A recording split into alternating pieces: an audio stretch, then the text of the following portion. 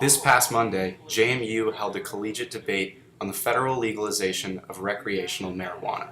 College students from across the country came to participate in the final round of debate, which was held in Wilson Hall. The topic today that they'll be debating is that this House believes that the United States should legalize and regulate marijuana for recreational use. Honorable panel and members of the audience, Albert Einstein once said that the definition of insanity is doing the same thing over and over again and expecting a different result. We have attempted to legalize marijuana and enforce the bans that we have passed for nearly 80 years now. An 80-year history marred by incarceration, by discrimination, and abject failure. No government can legislate in a vacuum. No government should make policy decisions without understanding the full impact of those decisions on its people. And though the negative side of this debate recognizes that the current United States policy towards marijuana is flawed, in the words of Leo Tolstoy, wrong does not cease to be wrong because the majority share in it. What happens is that when you only decriminalize, but do not regulate it, do not have democratic regulatory bodies going over the crop that you're selling for consumption, that's how you have the biggest harms with marijuana. The biggest harms that come from smoking marijuana come when it's laced with other things, when it's produced in a manner that is extremely dangerous. Only on our side of the house do we reduce the biggest harm that they're going to continue to cite on their side of the house. We think that's huge. That alone will save lives. That alone will create a better consumer crop in both sides of the house. So the way I want to talk about this round is by not lying to you.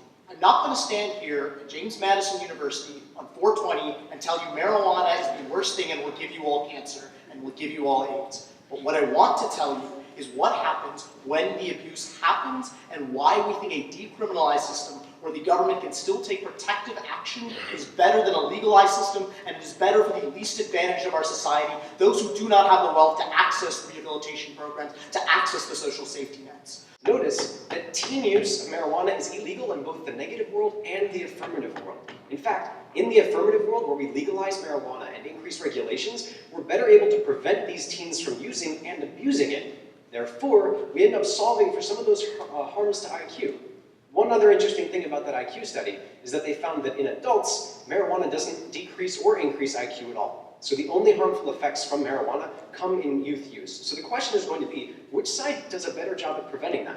What happens to police who are one day on the streets, cops one day arresting people for marijuana usage, and the next day, as the New Yorker puts it, high-fiving people for marijuana usage, especially in vulnerable minority communities?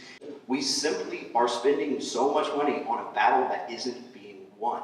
When we're talking about the war on drugs, we need to put these resources towards the real crime.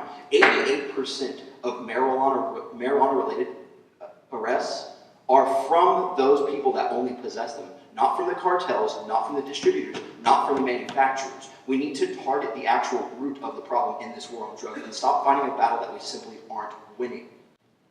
So you say on the affirmative side of the House that under legalization, education programs will prevent marijuana abuse from occurring.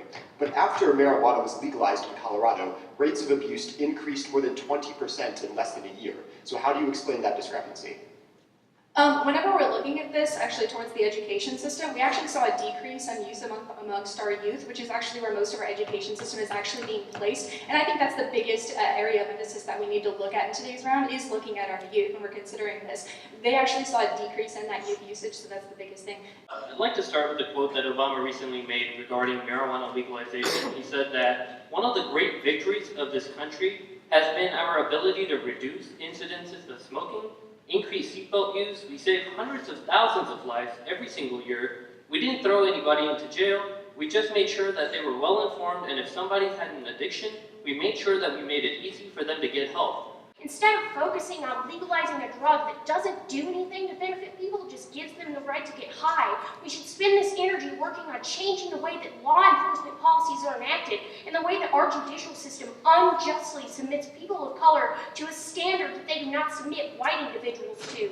After the conclusion of the debate, places were awarded to the highest scoring colleges. In third place, University of Houston.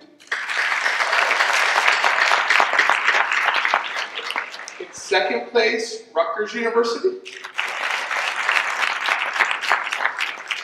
And the winner of this year's Madison Cup is Lee College.